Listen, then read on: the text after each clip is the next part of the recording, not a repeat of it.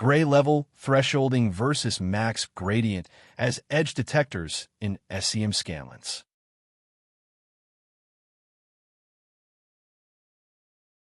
Gradient approach has more physical justification. Max slope for intensity-defined position with maximum rate of rise for SE emission means we hit the edge.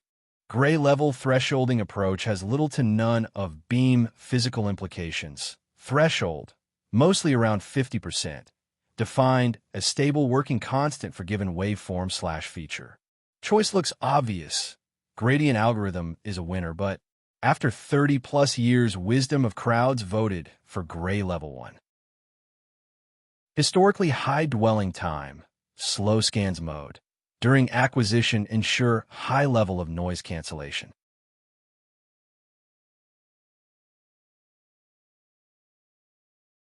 But throughput and contamination impact reduction requirements significantly reduced dwelling time.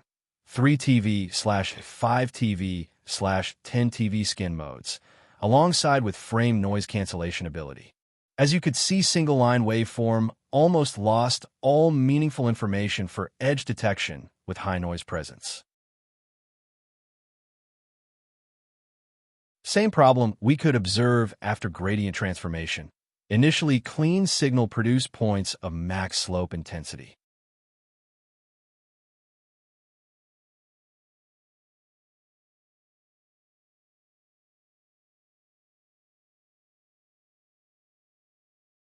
But gradually, with SNR reduction, we start to observe multiplication of peaks, pointing on max slope intensity.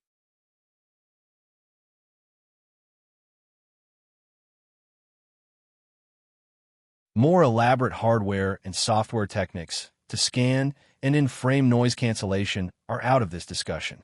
The main questions still remain: why gray level approach suited better for SEM edge determination?